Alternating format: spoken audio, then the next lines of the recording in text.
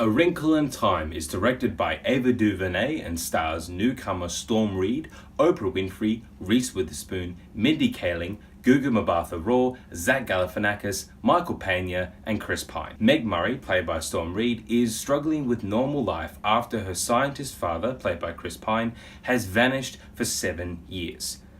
Suddenly, 3 celestial beings, played by Oprah Winfrey, Reese Witherspoon, and Mindy Kaling, appear in her home and tell her that her father may be lost amongst the stars, and it is up to Meg, her brother, and her school friend to try and rescue him while also trying to stop the encroaching darkness within the universe. I've never read the 1962 novel by Madeleine L'Engle, but there was one reason why I was really excited for this movie: Ava DuVernay. I found that with movies like Selma and 13th, she has pushed storytelling in new and diverse ways that are incredibly exciting. So is A Wrinkle in Time another accomplishment for her? Well, yeah, in a certain way. The same way that when a director makes something that critics don't like, or they had a bad on-set experience with the whole thing, or it was a box office bomb, those sorts of setbacks push them to do new and better things later on. This is what A Wrinkle in Time is for Ava. I can feel the passion that she has for this story burning with every scene, with every line of dialogue, with every performance that's coming out of these actors. And that's great. That's a lovely thing to have. And if Ava is that kind of director going forward, fantastic. This movie doesn't do her any favors. It's terribly written. That's the biggest problem, is the script. It has all these terrible cliches, misuses of characters, and tries to shove in so many different themes. Themes of love, family, acceptance, happiness, strength, diversity, intelligence, the gift of science, being special, and love again, because why not? It tries so many different things and tries to shove them all into the one story, but it just doesn't work. It keeps going back and forth through all these different messages that you can't keep up with the central theme. The biggest positive that I have with this movie is Storm Reid. She is a fantastic actress. I cannot wait to see what she can do in the future, because every scene that she has, every time we look at her, she has so much emotion behind her eyes.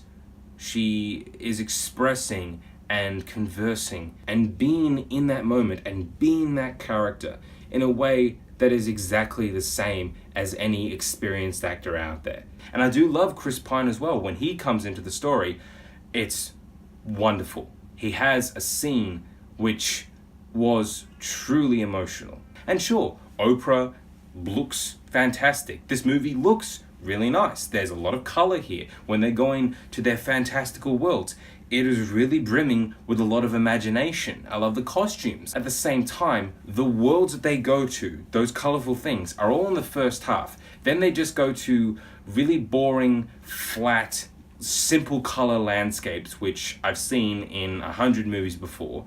The score is kind of pushed aside for some soundtrack choices which are really painfully obvious as this is what the message is. This is what you're meant to feel. And it does not work. And then by the time we get to the third act, we realize, hang on, Reese Witherspoon, Mindy Kaling, Zach Galifianakis, Michael Pena, and Gugu Mbatha-Raw have pretty much nothing to do with this movie. They're in it for about 10 minutes each. And I don't really know why you needed to pick this set of talented actors to play parts that are kind of insignificant to the story. I was really disappointed with the fact that the celestial beings have nothing really to do with the actual story. They're the inciting incident that gets Meg Murray going.